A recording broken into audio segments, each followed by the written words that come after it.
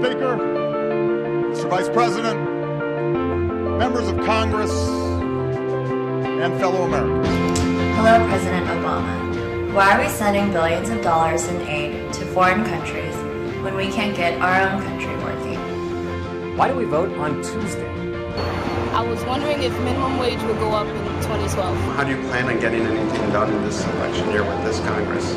How do you plan to help students pay off student loans?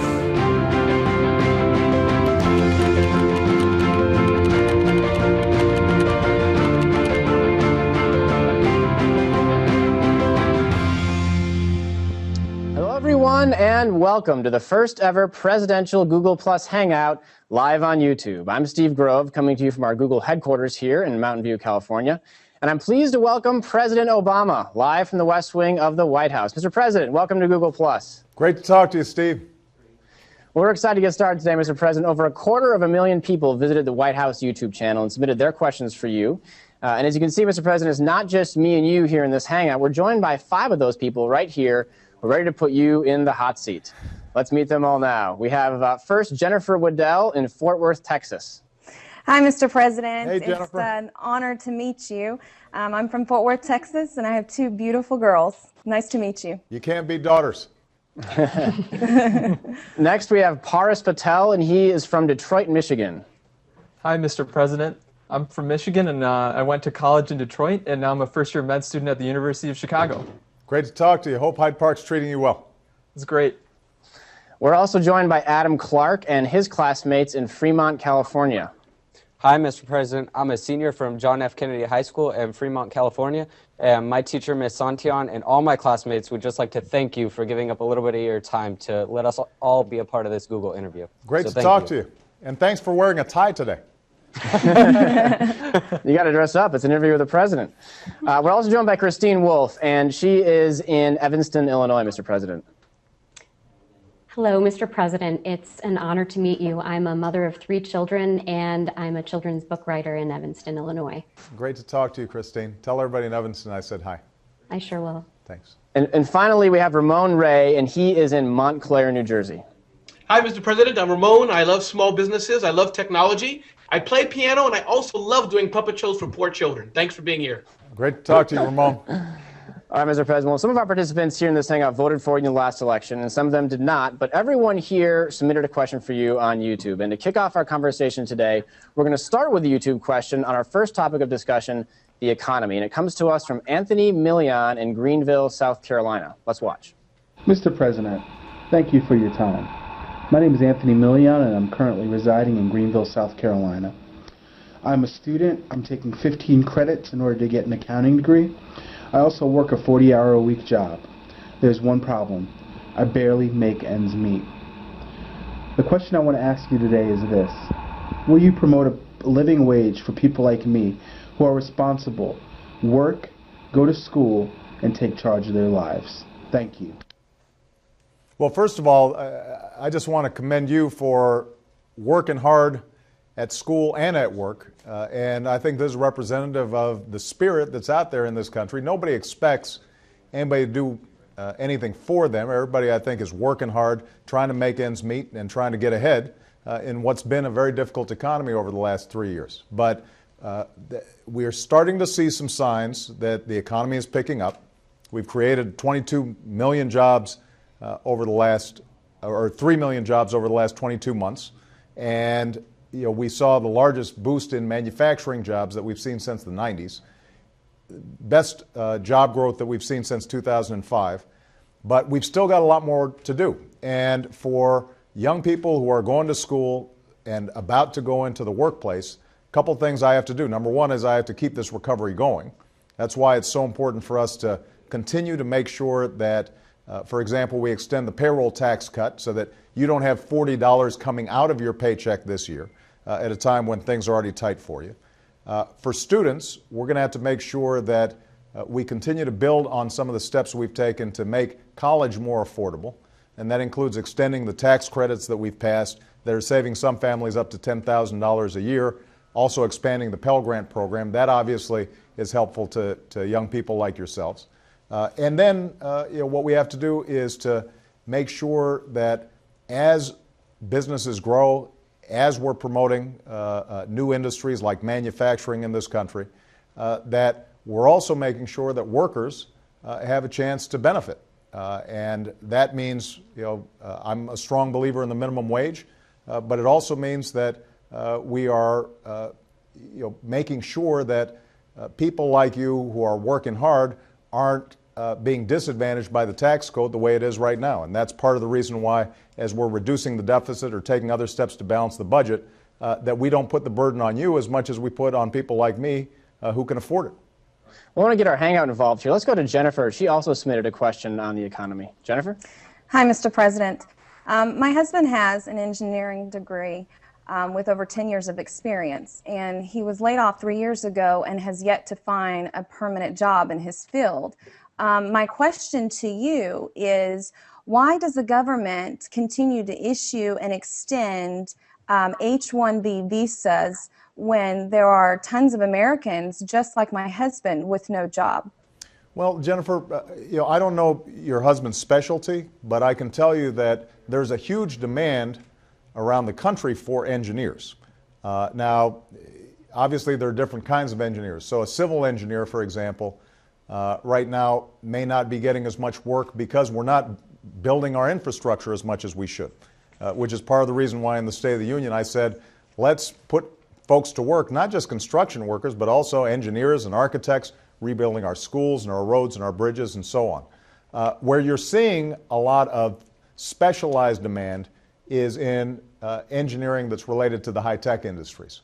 And now what industry tells me is that they don't have enough highly skilled engineers. If your husband's in that field, then we should get his resume and I'll forward it to some of these companies that are telling me they can't find enough engineers in this field. So it's going to vary, but as a basic matter, there's a huge demand for engineers around the country right now. I understand that, yeah. But how, I mean, given the list that you're getting, I mean, we're not getting that. I mean, you said in the State of the Union address for business leaders to ask themselves what can they do to bring jobs back to America. But why do you think that the H-1B program is so popular with big corporations? Jennifer, can I ask you what kind of engineer your husband is? He's a semiconductor engineer.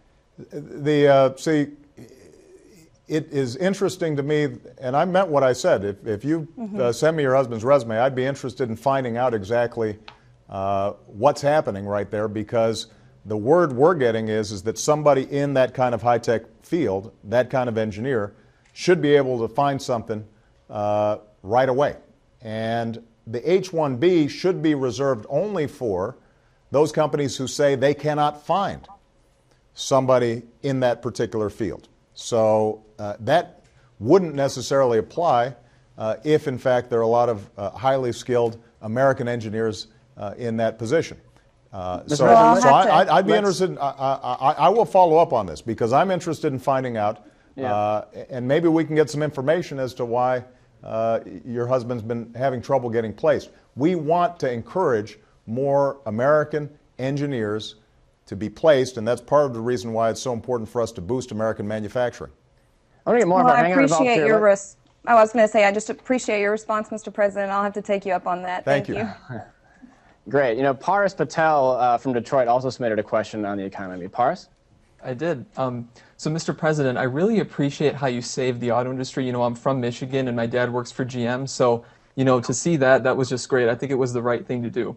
But what I'm really curious about now is how do we make sure that the auto industry is competitive long-term and not just for the next couple of years? Because we face competition from all these global competitors. And, you know, I'm just wondering, what is our national strategy to make sure that America is the best place to build, manufacture, engineer, and sell a car?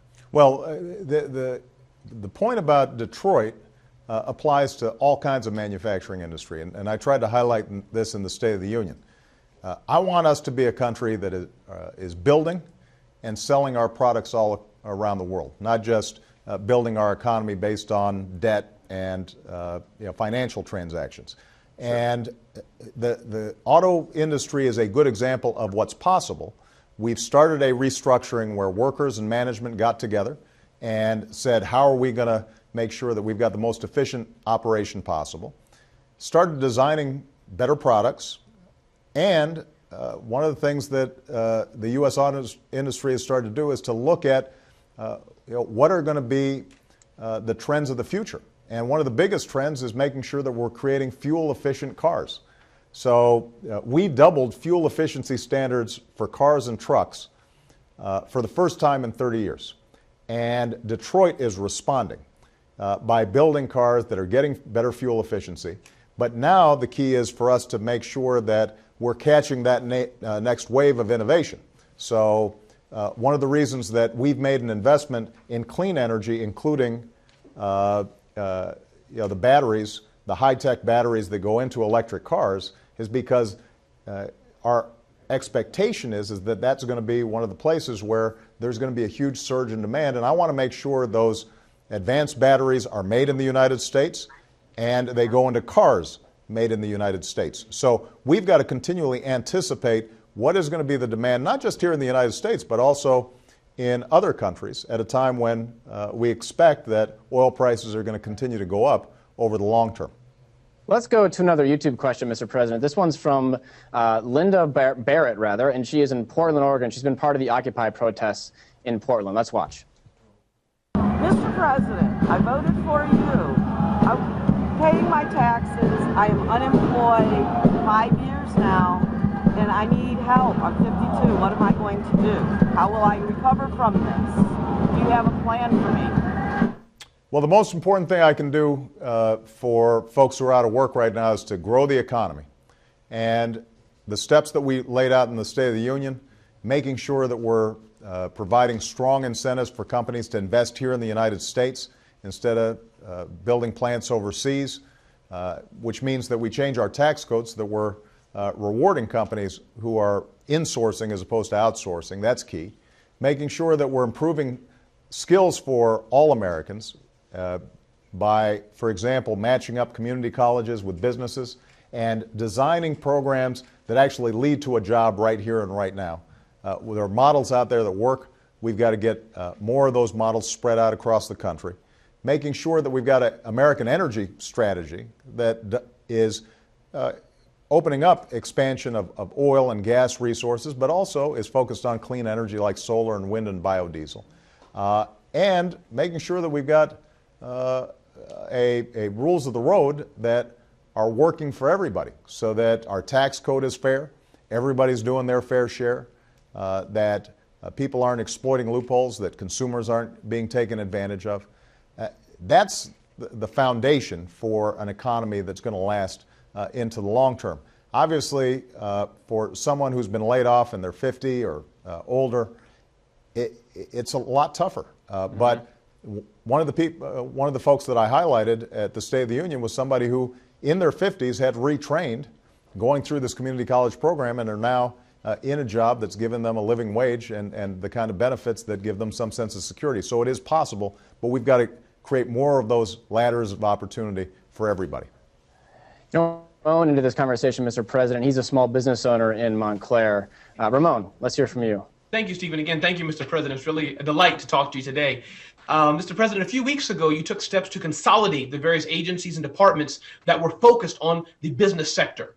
I work with a lot of small businesses, and I'm curious, do you think that instead of helping, which I'm sure it will do in part, that this may dilute or diminish the government's focus on small businesses, especially if the SBA is no longer independent, it's consolidate with other organizations? Will that diminish the focus that we small businesses have to the federal government? The answer is no, Ramon, and here's why. First of all, I elevated this SBA administrator to a cabinet level position so that they're talking directly to me. There's nobody in between me and the SBA when they're advocating on behalf of small businesses. Secondly, the big problem we have right now when it comes to our various business programs is it's really hard to navigate for small businesses. They may have to go to 4 different agencies or 5 different agencies to figure out where do I get a loan? How do I export? What kind of assistance and technical training can I obtain? And our whole goal here is to set up a one-stop process for a small business. So a business goes on a website, instead of navigating 15 different agencies and 30 different programs. I want them to be able to go to one place and be able to answer all their questions. That's going to be especially important for small businesses because they can't afford to hire a bunch of accountants and lobbyists and lawyers and to try to work through a big bureaucracy. They just want some simple answers. If they need financing, how does the program work? What do they do to apply? Who do they talk to? And that's the kind of streamlined process that we want to set up, not just in the business sector, but for all our various government programs. Because right now, I'm a strong believer that SBA is a huge help to small businesses all across the country. Yes. But we're also living at a time when our government has to be more efficient, more lean, because we've got a lot of need and we don't have as many resources as we used to have in terms of being able to advocate on behalf of small businesses. So the leaner it is, the more efficient it is, the better it's going to be for those small businesses. And I'll still have a SBA administrator in my cabinet who's advocating directly just for small businesses. Great. And can I just add to that, Mr. President, that just my 2 cents to highlight that, just make sure the big businesses, who already have the resources, Right. that they don't crowd us out in this, combined, that we small businesses still have that kind of direct line as you go forward. That's all I would That's a add. that's a priority for us because small businesses create most of the new jobs. And I don't know if you noticed in the State of the Union, we also talked about the importance of startups and entrepreneurs. And one of the things that we're trying to get Congress to do is to pass legislation, and there's some bipartisan support for this, that just makes it easier for startup companies to obtain financing or to use R&D that's already out there. And that's something that we're going to continue to focus on, because if we can get more startups, more entrepreneurs, getting their ideas to market faster, that's going to help contribute to overall economic growth and job growth. Thank you. Let's get Christine Wolf into the conversation here from Evanston. Christine?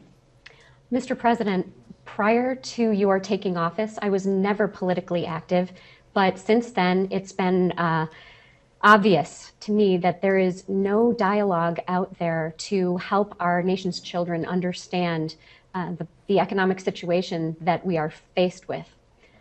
Children see and hear everything, and they see and hear far more than we even realize.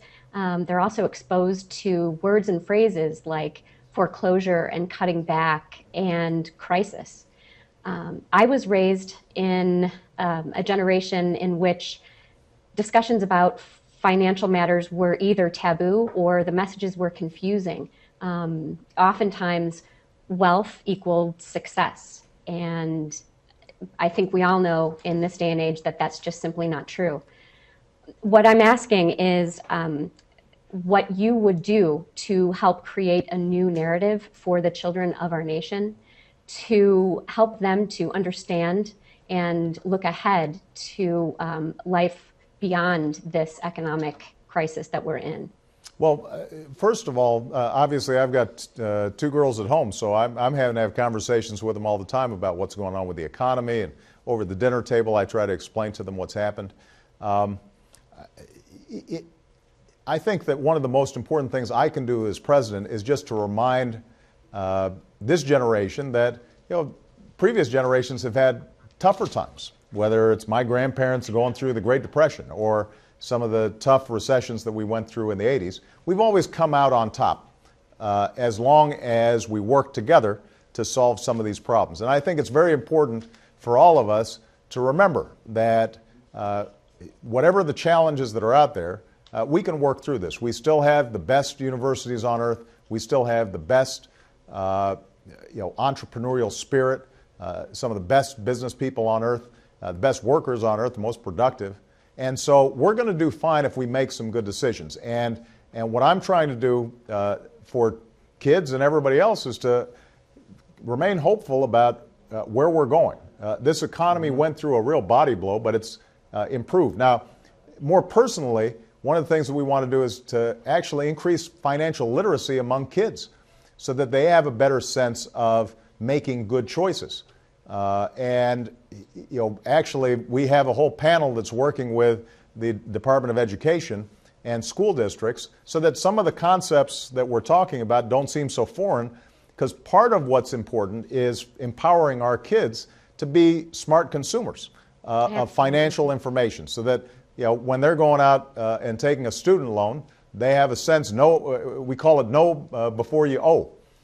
If they're going out there to buy their first home, we want them to be well equipped to make good decisions and not just judge themselves on how much am I purchasing, but judging themselves on, am I making good decisions that will empower me so that I don't get into a debt trap, so that I'm not just being judged by how much I'm consuming, but rather how much I'm producing and how much I'm contributing to the overall society. So that's a conversation that on the one hand we can have as a country as a whole, but each of us as parents are also going to have to make sure that we're trying to instill those kinds of old-fashioned American values into our kids.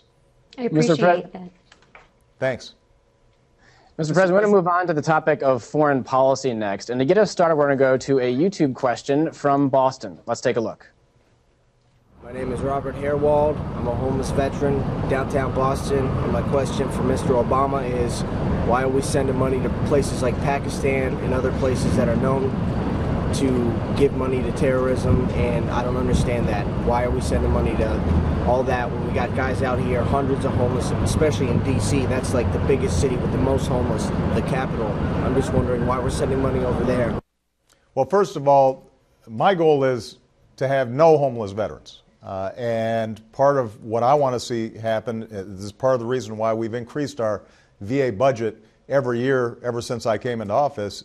One of our key goals is eliminate veterans' homelessness. And the other thing is making sure that when our guys come back and our gals come back, that they're getting the kind of support and the training that they need to find a job in this economy. They're handling $1 million pieces of equipment and leading their colleagues into incredibly dangerous situations. They can make a huge contribution in terms of rebuilding America, and we've got to make sure that we're putting in place programs for them.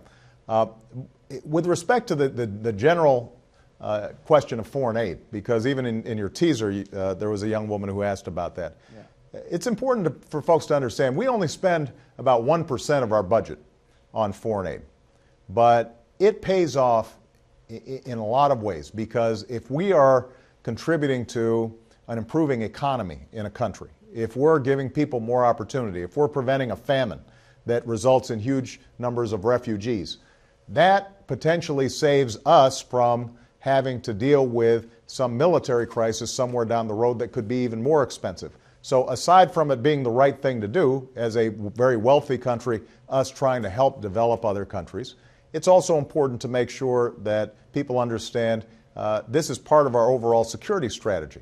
I do agree that a country like Pakistan is one where our relations have gotten more strained because there are a lot of extremists inside that country, and either for lack of capacity or political will, they haven't taken them all on. In some cases, they've been very cooperative with us.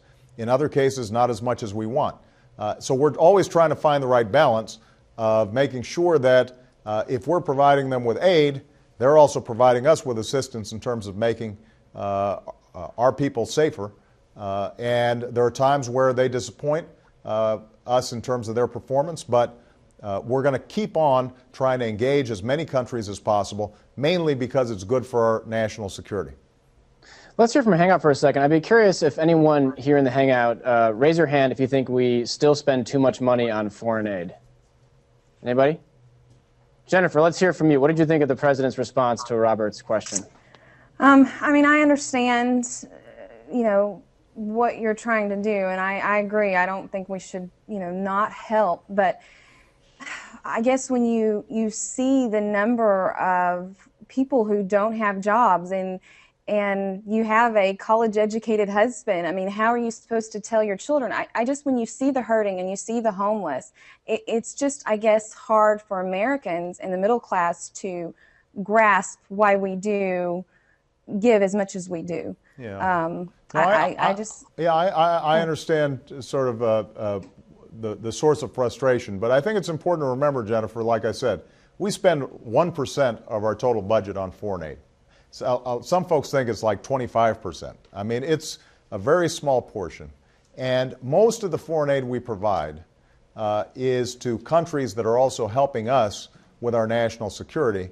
And so oftentimes when we're providing that aid for a country, we may be saving a larger amount in terms of what we would have to deal with if they weren't cooperating with us. So that's part of the reason why I always emphasize our defense budget and our foreign aid budget should be seen as an overall package, an overall strategy to keep America safe.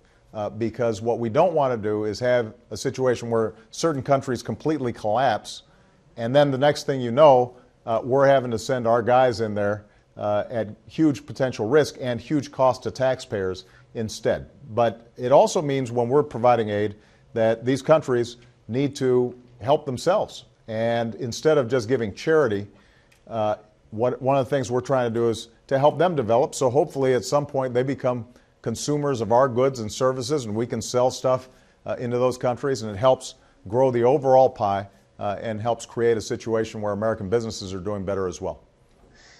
Let's go back to YouTube, Mr. President, on an issue that's been on the front page of the New York Times today. The question comes from Evan in Brooklyn, New York. Let's watch. Mr. President, since you took office, you've ordered more drone attacks in your first year than your predecessor did in his entire term. These drone attacks caused a lot of civilian casualties. I'm curious to know how you feel they help the nation and whether you think they're worth it. Well, Steve, I can't hear you right now. Oh, I'm sorry. There you go. I wanted to explain the reference to the New York Times just because the story today focused on the use of drones in Iraq, actually. So. Well, you know, that story, I think, was a little overwritten. The truth of the matter is we're not engaging in a bunch of drone attacks inside of Iraq. There's some surveillance to make sure that our embassy compound is protected. As a general proposition, the question that was posed, I want to make sure that people understand actually drones have not caused a huge number of civilian casualties. For the most part, they have been very precise, precision strikes against Al-Qaeda and their affiliates. And we are very careful in terms of how it's been applied. So I think that there's this perception somehow that we're just sending in a whole bunch of strikes willy-nilly. This is a targeted, focused effort at people who are on a list of active terrorists who are trying to go in and harm Americans, hit American facilities, American bases, and so on. It is important for everybody to understand that this thing is kept on a very tight leash. It's not a bunch of folks in a room somewhere just making decisions. And it is also part and parcel of our overall authority when it comes to battling Al-Qaeda. It is not something that's being used beyond that. Mr. President, do you think that possibly these drone strikes, do they send the message that the U.S. is interfering in other countries' affairs? Because I feel like, regardless of how much we do, people in other countries might perceive that we're interfering, and that might not be good for us. Is there a way that we're combating that? Well, I think that we have to be judicious in how we use drones, but understand that probably our ability to respect the sovereignty of other countries and to limit our incursions into somebody else's territory is enhanced by the fact that we are able to pinpoint strike an Al-Qaeda operative in a place where the capacities of that military in that country may not be able to get them. So obviously a lot of these strikes have been in the Fatah and going after Al-Qaeda suspects who are up in very tough terrain along the border between Afghanistan and Pakistan. For us to be able to get them in another way would involve probably a lot more intrusive military actions than the one that we're already engaging in. That doesn't mean that we shouldn't be careful about how we proceed on this. Obviously, I'm looking forward to a time where Al-Qaeda is no longer an operative network, and we can refocus a lot of our assets and attention on other issues. But this is something that we're still having to deal with. There are still active plots that are directed against the United States, and I think we are on the offense now. Al-Qaeda's been really weakened, but we've still got a little more work to do, and we've got to make sure that we're using all our capacities in order to deal with it. Mr. President, I want to change gears for a second and move on to the topic of education. And I think there's no better place to start this conversation than with Adam and his classmates out in Fremont. Adam, let's hear from you. Hi, Mr. President. Once again, this is an honor to be a part of this, so thank you for taking time out. But my question is, at a time when Americans are struggling to pay for daily necessities, you've continued to push higher education for all Americans, but what is your plan to help students pay off all their student loans? Well, first of all, when I say a college education, I think what people should be clear about is I'm really talking about higher education, education beyond high school. It doesn't mean that everybody needs a 4-year college education. It may be that somebody has incredible aptitude with computer graphics and they want to be a computer designer, and they may just need a couple of years at a community college to get those skills before they're immediately on the job. It may be somebody has mechanical aptitude and they want to become a skilled tool maker, and they can get a training program in a year or two that allows them to work with high-tech equipment in a factory. But the point is that it's very hard for somebody who just has a high school education to be able to get a well-paying job that allows you to support a family. And I want to encourage everybody to have access to that higher education, whether it's at a community college or a 4-year college or beyond. Now, what we've tried to do is to make college more affordable without putting more of a burden on taxpayers. One of the biggest things we did last year was to sign into law a bill that took away $60 billion in subsidies that were going to banks because they were the middleman on the student loan program. We said, let's give the loans directly to students. We can take those billions of dollars and we can provide more assistance to students directly. And that's helped a lot of students. We've also got coming up a concern of mine.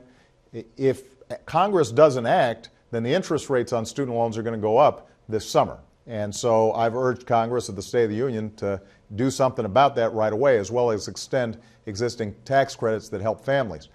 But the final thing that I've been trying to encourage is for colleges and universities to think more about how to make higher education affordable.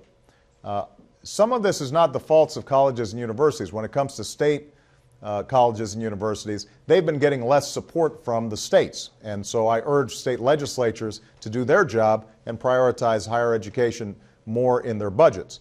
But every college and university can also think about, are there additional ways that they can hold down costs? And what we're going to start doing is incentivizing, providing additional dollars to those schools that have come up with creative ways to keep costs down. Some schools, for example, are saying you can get a degree in 3 years. Well, that saves you a year's worth of tuition, but you get the same skills base that allows you to go out there and work. There may be better ways to use technology. I mean, you look at what we're doing today.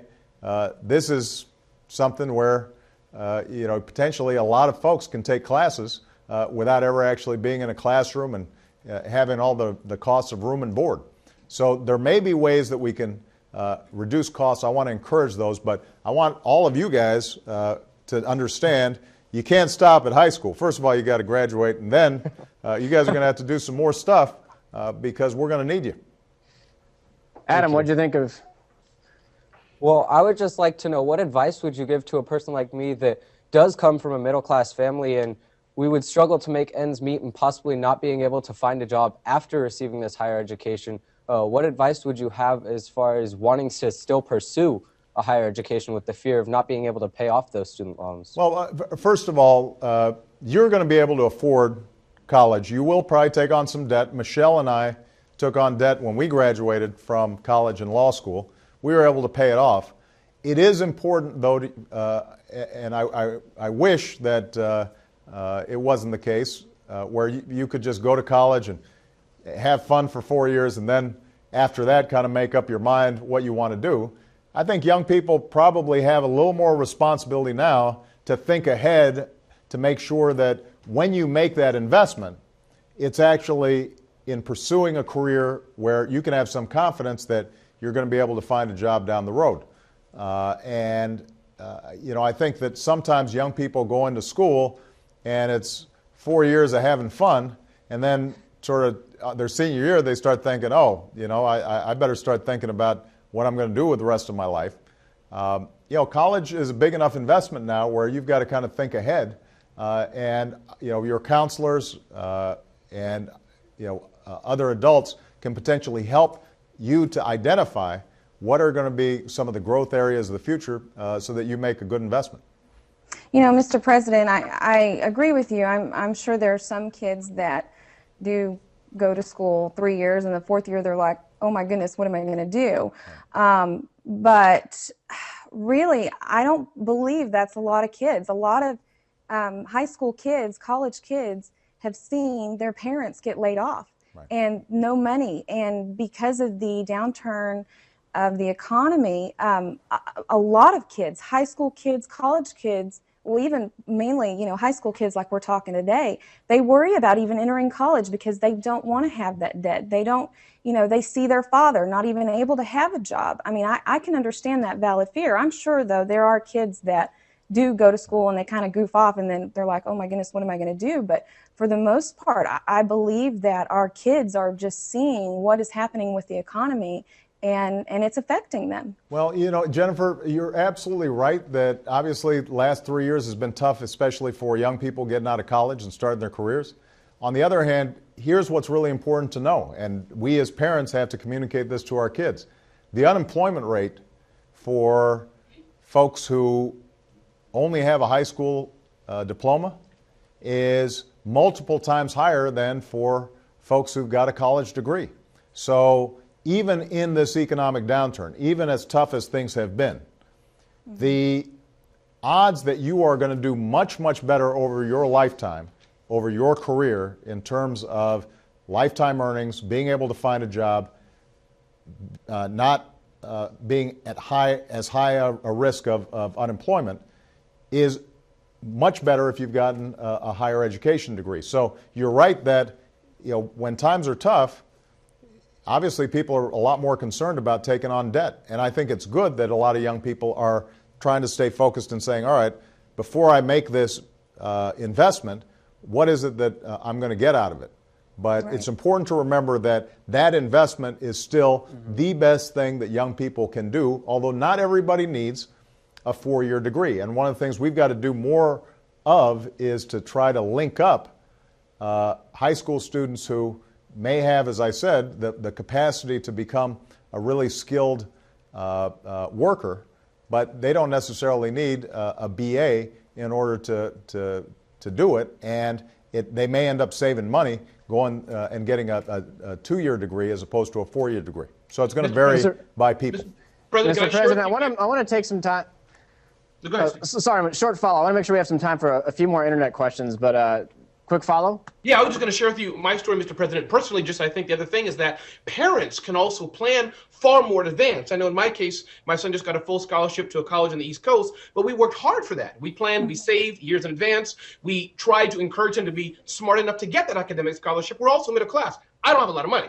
However, we've worked hard as a family to help nurture that soil, as it were, so when he's 17 now, when he graduates, thankfully, he's in play now that we don't have to have any debt. So everybody can't do that, but I just wanted to share that personal story of advanced preparation for families as well. If that helps someone. Right. Well, the point is it's still a good investment, Jennifer. But you're absolutely right that look, any time that we go through the kind of economic crisis we went through in 2008, 2009. That's going to affect the psyches of a lot of young people, and that's why we have to make sure that they're thinking not just what's happening over the next year or two, but as the economy grows stronger, reminding them that when those jobs come back, for example, when I talked to a group of CEOs who are bringing manufacturing jobs back here to the United States, I want all those young people to be ready and able to start hiring or getting hired right away because they've got the skill sets that are going to be needed for them to be able to succeed. Mr. President, I want to make sure we make some time for questions that you actually didn't address in your State of the Union speech, but that a lot of the internet community rallied around. The first one's on the topic of this Stop Online Piracy Act, or SOPA. A lot of internet companies, including Google, have spoken out against this, but a lot of activity on YouTube on this question. And let's watch this video from Benjamin Yeager in Jacksonville, Florida. Hello, Mr. President. My name is Benjamin Yeager. In the past few weeks, we've seen some bills come up regarding internet piracy, most notably SOPA and PIPA. My question for you is, how do you intend to combat internet piracy while at the same time maintaining the flow of free speech on the internet?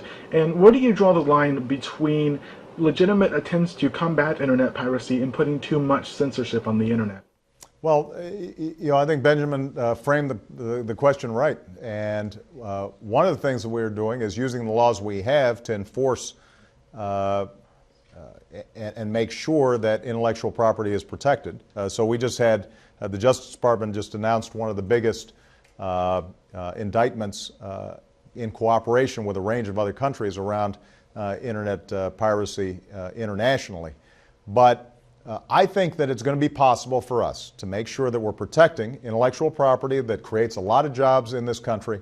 It's one of the United States' biggest exports is all our knowledge-based products, but also do it in a way where it's not affecting the fundamental integrity of the internet as an open, transparent system.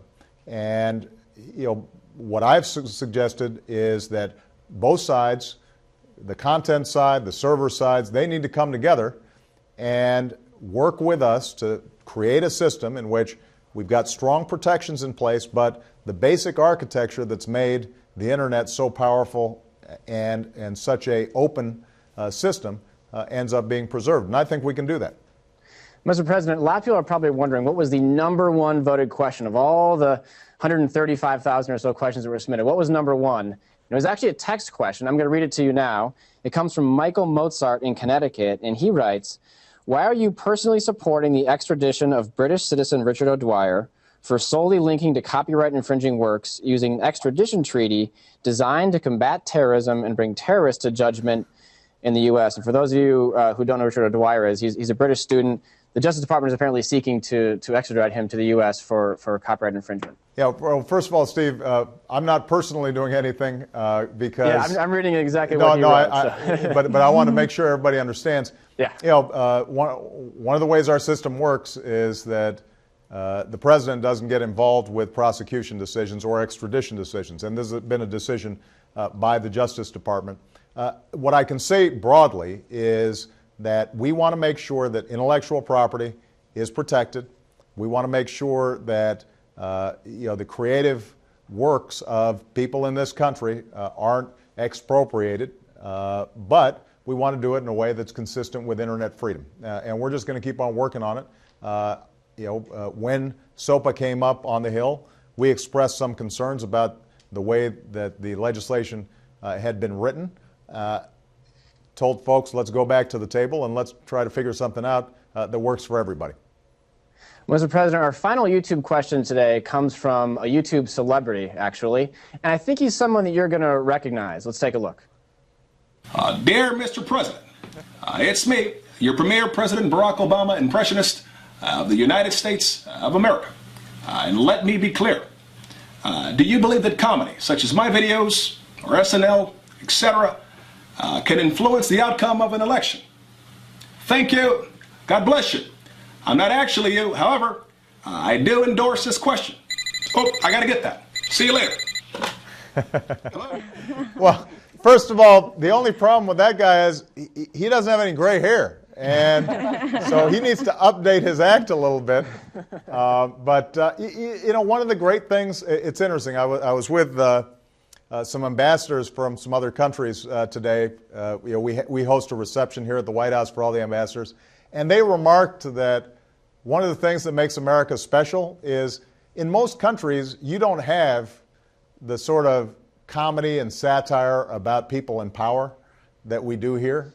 And so I don't know if any of this stuff affects an election, but I know that it makes our country stronger, that you can make fun of the president or anybody, and everybody can get a laugh. And that also makes sure to remind me that, I work for you guys. And that's part also of the kinds of interactions that we're having today. That makes our country stronger. It gives me ideas. It allows me to come away and say, you know what, let's follow up on this, or let's follow up on that issue, whether it's coming from a high school class or whether it's coming from the spouse of somebody who's unemployed.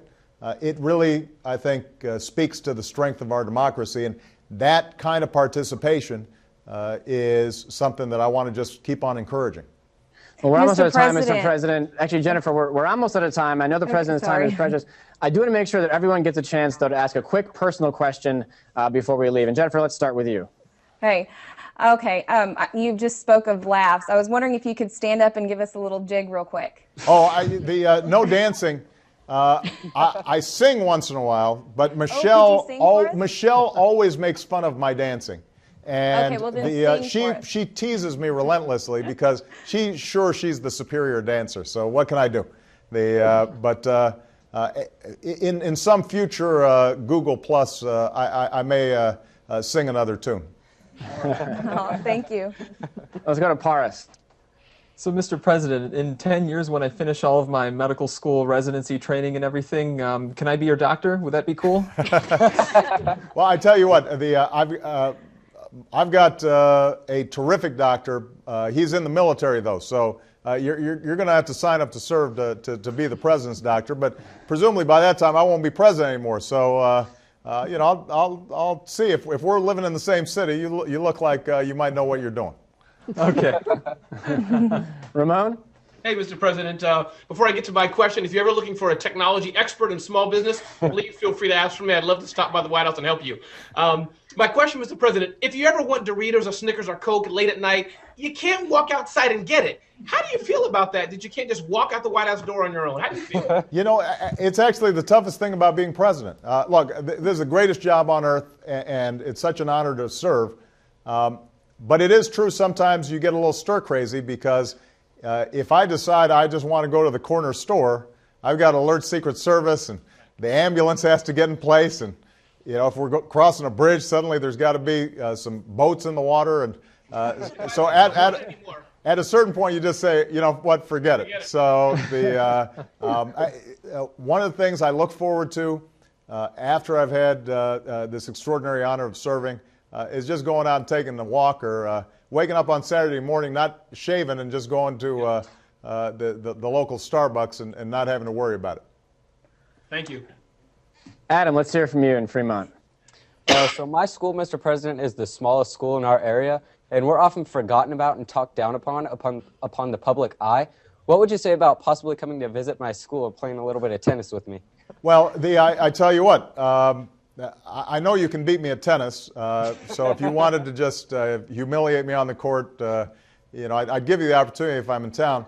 But you may be the smallest school. I don't know how many other schools have the president talking to their student body, though. So I think you've got a little claim to fame now. You can go ahead and thump your chest out there after we sign off. All right. Thank you, Mr. President. You bet. Christine, let's hear from you. Mr. President, I hear that you and the First Lady, just like my husband and I, are celebrating your 20th wedding anniversary sometime this year. This year. Congratulations. Thank you. I am just wondering if you can talk about what you're doing to celebrate, or what you intend to do, or if have you already had the anniversary? No, the anniversaries, our anniversary is on October 3rd. Okay. Sadly, it's a month before the election, so I don't know. I don't know how romantic a weekend we're actually going to get. We may have to defer the full celebration until later in November. But that's understandable. I tell you what. Without being corny, I'm sure your husband feels the same way. The fact that you guys put up with us for 20 years is pretty remarkable, and I'm grateful for it every day. I hope my husband's watching right now. I'm on 17. Mr. President, Mr. President, if it's all right with you, may I just introduce you to my children who Yeah, are let me see sitting 'em. just off camera? Come on over, guys. Just put your faces right over here. Quickly, quickly. Just come on over. Hey, guys. Let Nate in too. Hey. Say hi. How's it going? What do you say? You doing all right? I think they're speechless. Make sure to study hard in school and do what your mom tells you. Study hard in school and do what I tell you, is what he said. Okay. Yeah. Thank you. You bet. All right, Mr. President. Well, we want to thank you again on behalf of the 250,000 people on YouTube and all of us here in the Hangout, of course. We really, really appreciate you taking the time for us, and we look forward to seeing you again on Google Plus real soon. Steve, this was great. I really enjoyed it. Thanks, everybody. Thank you, Mr. Jennifer, President. remember to send me that information. I sure will. Okay. Thank you. I wrote a book. Thanks. Send me a copy. Okay. See you guys. Bye-bye.